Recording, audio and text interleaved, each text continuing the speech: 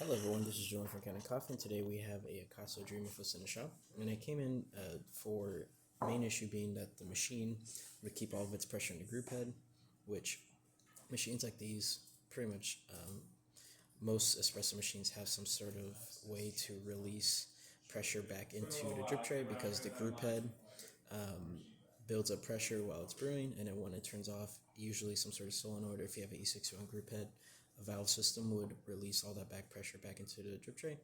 What's happening with this one is that all the pressure will build up, whether you're brewing a shot or like we have it back flush disc, and when you're finished with the shot, it wouldn't release that pressure. You try to take the portafilter off, it'll kind of sneeze onto your portafilter and make a mess, especially if you have coffee in the machine.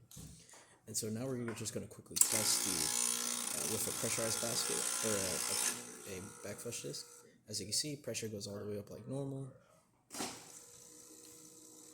And then once we let go, now all of it gets released backwards into the drip tray. And yeah, that's about it for this repair. If you like the video or any of our other repairs on our channel, leave a like, subscribe, and hit the bell. Thanks for watching.